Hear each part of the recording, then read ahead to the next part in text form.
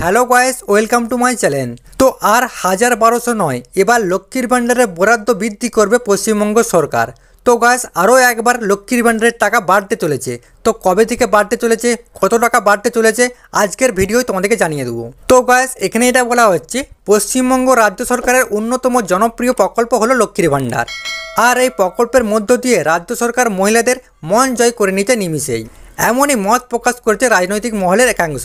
শুধু তাই নয়, কেউ কেউ আবার মনে করছেন লোকসভা ভোটের লড়াইতে তৃণমূলকে অনেকটাই মাইলেজ দিচ্ছে রাজ্য সরকারের এই লক্ষ্মীর ভাণ্ডার প্রকল্প। সেই কারণে চলতি বছর লোকসভা নির্বাচনের জনসভায় অমিত শাহ আরও একবার ক্ষমতায় আসার জন্য তৃণমূলের লক্ষ্মীর ভাণ্ডারকেই কাজে লাগিয়েছিলেন। তবে সম্প্রতি আরও একবার লক্ষ্মীর ভাণ্ডারের টাকা বৃদ্ধির খবর শোনা যাচ্ছে, কারণ রাজনৈতিক বিশ্লেষকদের মতে ভোট আসলেই বড় ভূমিকা পালন করছে এই প্রকল্প। মুখ্যমন্ত্রী মমতা বন্দ্যোপাধ্যায় বাড়িয়ে দেয় টাকার পরিমাণ, তাই আশা করা হচ্ছে আগামী দিনে লক্ষ্মীর ভাণ্ডারের টাকা ১,১২০০ টাকা থেকে বাড়িয়ে ১৫০০ এবং ২,০০০ টাকা করে দেওয়া হবে। তো গাইস, এখানে এটা বলা হচ্ছে লক্ষ্মীর ভাণ্ডারে কিন্তু টাকা বাড়তে চলেছে। তো গাইস, কবে থেকে বাড়তে চলেছে এখনও কিন্তু সেরকম কোনো ঘোষণা হয়নি। তো গাইস, এই ছিল গুরুত্বপূর্ণ আপডেট। তো গাইস, ভিডিওটা কেমন লাগলো, যদি গাইস ভালো লাগে অবশ্যই লাইক করে দিন।